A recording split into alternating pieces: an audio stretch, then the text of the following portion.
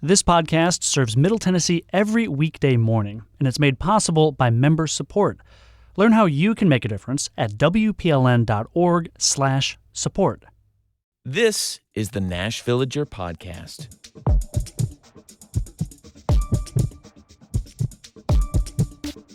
It's August 15th, 2025.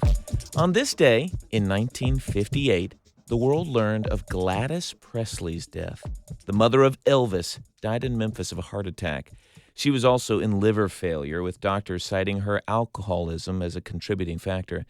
This was when the king of rock and roll had been drafted into the Army. He returned to Memphis on emergency leave and was reportedly beside himself at the funeral. "Goodbye, darling," he said. "I lived my life for you." I'm Blake Farmer, filling in for Nina Cardona, who has a couple days off. This is your daily digest of what's happening around Middle Tennessee with some historical context from Nashville Public Radio, WPLN News. Why did Elvis become Elvis? From the way it sounds, it's partly because of his mom.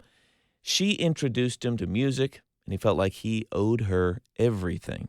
When he bought Graceland, he moved her in. In fact, he moved her from a house he had already bought for her, and she lived there until she died. You know that pink Cadillac he's famous for? He only drove it on one tour, then gave it to his mom, even though she couldn't drive. There's another one-name icon, and we're learning more about just how much the people she loved influenced who she became. I got to see the new Dolly musical that's playing at Belmont University's theater this month before it goes to Broadway. Keep in mind, Dolly Parton wrote this, so I assume it's pretty close to true, or the truth as she wants it remembered. And the truth is, it was her uncle who really got her into music. Bill Owens was the one who first brought her to Nashville. They wrote songs together and performed in harmony. You could tell from the musical she wants to be sure he gets credit for her start. What was more surprising is just how big of a role her husband, Carl Dean, played. Remember, this is not Carl with a K, the former mayor of Nashville. Famously, Dolly's Carl Dean lived out of the spotlight. They were rarely seen in public together. So forgive me for not expecting the prominent role he plays in the musical. Basically, he's the one who keeps her grounded when all the opportunities get kind of crazy. There's even a moment when he writes her while she's acting in Los Angeles to just be sure that she still wants to be married to him. It's touching. They actually sing this song that she wrote for him and was released just a few days after his death. He died earlier this year. "I wouldn't be here if you hadn't been there," she sings, "holding my hand, showing you care. You made me dream more than I dared." When Carl Dean died in March, Dolly wrote, "Like all great love stories, they never end. They live on in memory and song. He will always be the star of my life story." So back to Elvis. When his mom Gladys died, he said she was my best girl. A couple years later, he helped write a song called "That's Someone You Never Forget." He would often speak of her memory, and some people close to him said he was never the same after she died. In 19 years following her passing, Elvis also suffered a heart attack, partly brought on by his own substance abuse. Elvis Presley died August 16th, 1977, an anniversary to be marked tomorrow. In just a few minutes, two artists defying genre expectations and playing at the Black Artist Bash at Cheekwood tomorrow in conversation with our own Julie Height. That's coming up after the newscast.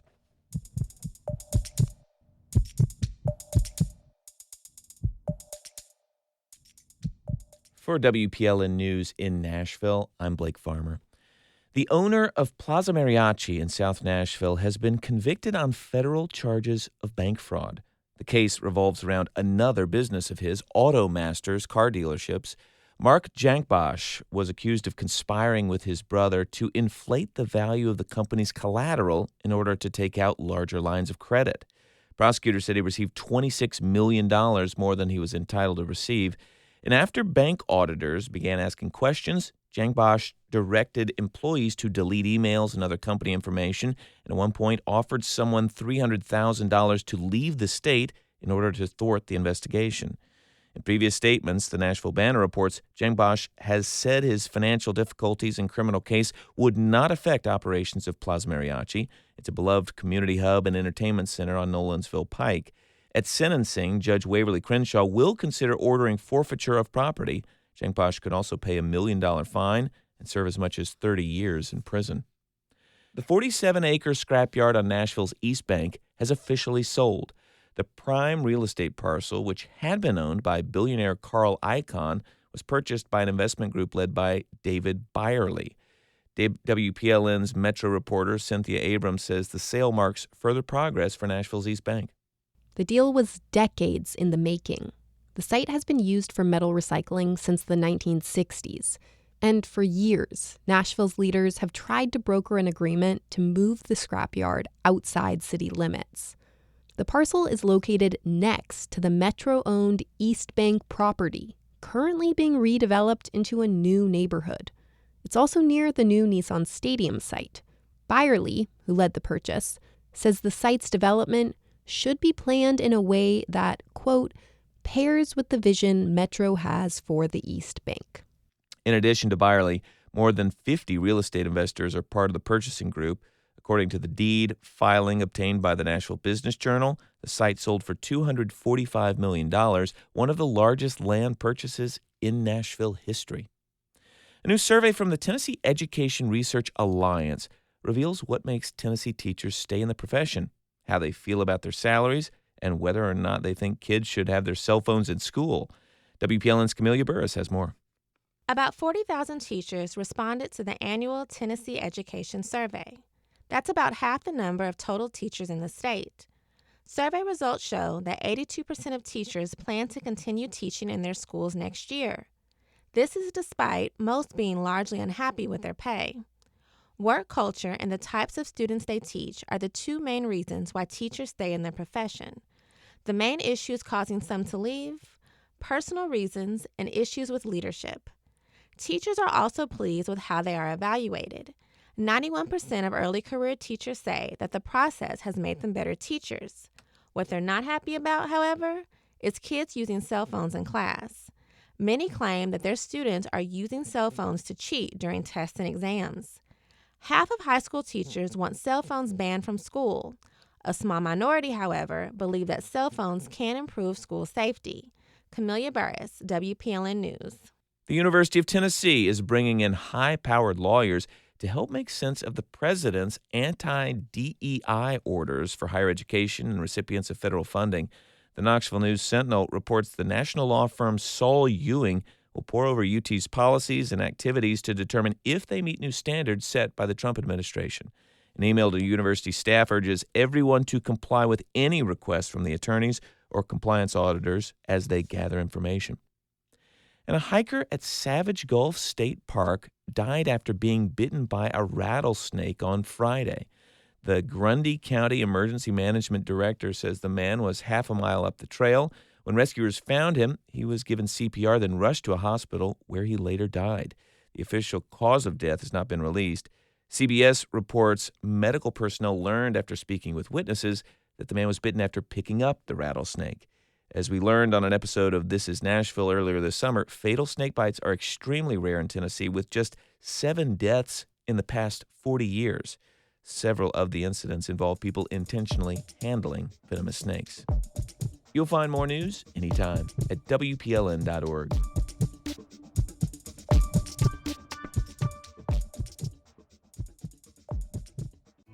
Are you proud to listen to Nashville Public Radio? You should be, and here's one reason. The local journalism you depend on, it truly is as good as it gets in the world of public radio.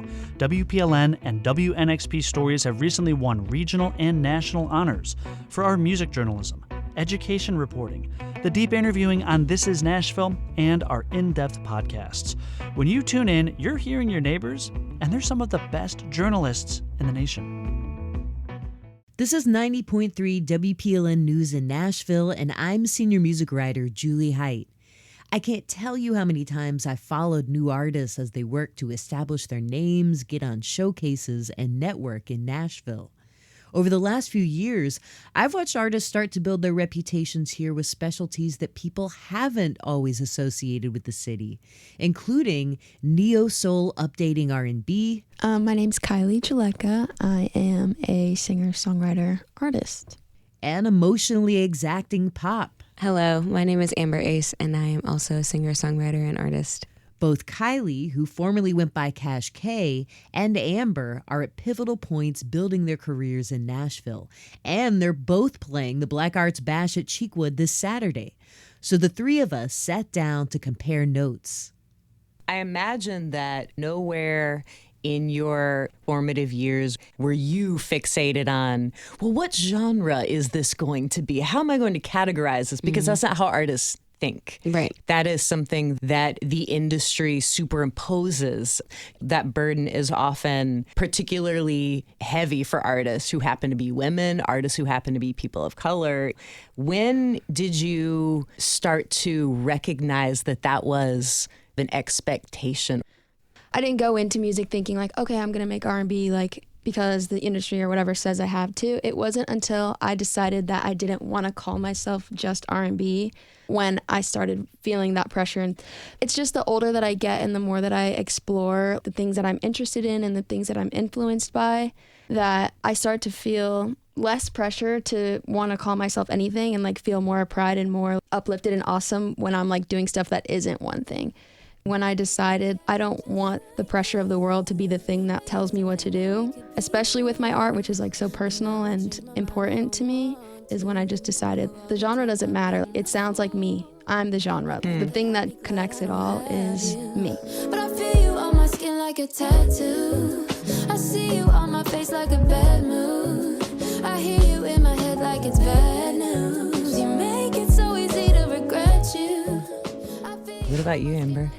As a little black girl growing up in like a predominantly white space, I never really saw black women do pop.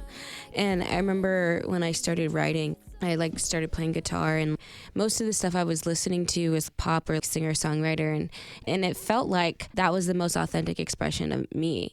I think I was met with it from like black people and white people about, why don't you just do R&B? Almost just being like, you're black, so why don't you just make this black genre? I love R&B music. I think it's beautiful. But if it's not the most authentic expression of me, I'm not going to really tap into that, you know? Yeah. And I think that it's totally okay because black people, black women aren't a monolith. And I can make pop music if I want to. And if I later decide I want to do down the middle R&B, then I could do that too. It would kind of give me like this fire in me a little bit. And you can hate that, but I don't really care. If we can let white people rap, if we could let white people make soul, period, why can't I be a pop star? Now I wonder if I'll ever feel that way again. Would it be better if we ended up staying friends? Every morning I just hear and wanna play pretend. Every night I'm going right back to the day you left. Ooh, I'll never feel this way again. Right back to the day you left. I mean, you could each be building your careers elsewhere, but you decided to stay here, Kylie, after Belmont. And Amber, you decided to move here after getting your post-Berkeley footing. Yeah. So I wonder what you were looking for and what realities you've actually each found. Well, when I decided to stay here, it was for a number of reasons. I feel like going to Belmont, they set you up so well with the Nashville landscape. While you're going to school there, they teach you a lot about Nashville and the Nashville music industry. They give you a lot of networking opportunities. That's something that kind of felt a little like safety netty in a way, where it's just like, I'm already here. And I'm excited because the R&B scene, it was growing and it's still growing. And it kind of just felt like a good place for me to be. A lot of people were like in my ear, like, you should go to Atlanta. And I just feel like the Nashville community is so open arms and people really want to work together. And the community is probably the biggest reason like why I decided to stay. Amber, you don't accidentally wind up in Nashville Sure. when you're living in Boston. There are a lot of deciding factors in that. Thought about it a lot, prayed about it a lot, and Nashville felt like the place just because I've heard rumors that everyone is very collaborative.